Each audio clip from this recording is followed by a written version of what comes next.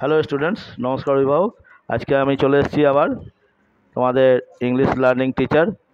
আচ্ছা, প্রত্যেক দিন তো আমি এই বইটা দেখেই করাই, তো আজকে একটু নতুনত্ব করব ভাবলাম। তো আজ দেখি, আমি তো এতদিন করলাম, তোমরা কেমন শিখেছো। তোমাদের মধ্যে দেখো কয়েকজন আমার কাছে উপস্থিত আছে, দেখতে পাচ্ছ এদেরকে।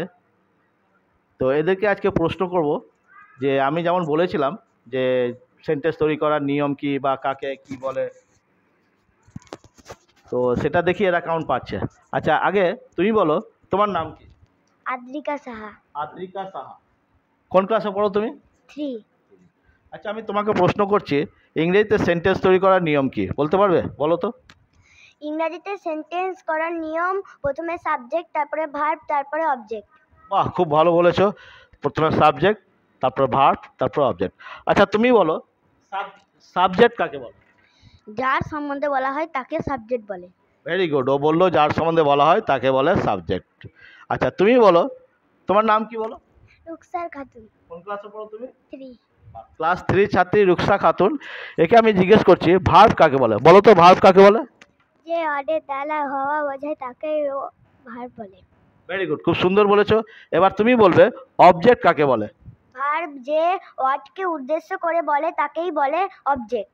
খুব সুন্দর বলেছে। যাক, তোমরা ইংরেজি তৈরি করার যে নিয়ম, মানে প্রথমে দিতে হয় সাবজেক্ট, তারপর দিতে হয় ভার্ব, তারপর দিতে হয় অবজেক্ট, এটা আশা করি শিখে গেছো।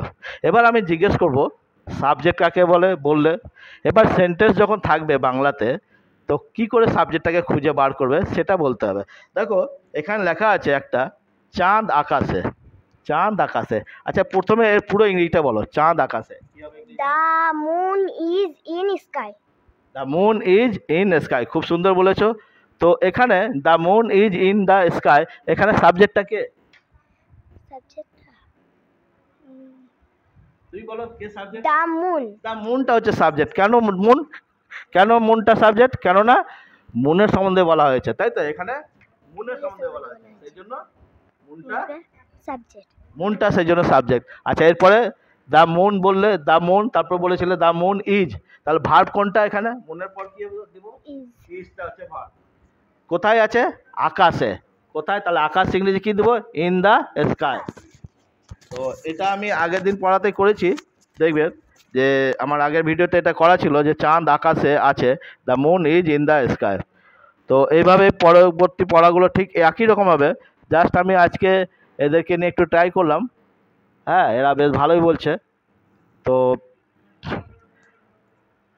যদি আপনাদের চ্যানেলটি ভালো লেগেছে তাহলে অবশ্যই সাবস্ক্রাইব করবেন, লাইক করবেন, শেয়ার করবেন, এবং যদি আরও কোনো মতামত থাকে আপনাদের, যাতে ক্লাসটা আরও কীভাবে ভালো করা যায়, লিখে জানাবেন। ওকে, কি তোমাদের ভালো লাগছে তো? কেমন শিখছো তোমরা ইংরেজি? ভালো। তুমি বুঝতে পারছো তো ইংরেজি? বুঝতে পারছো? হ্যাঁ।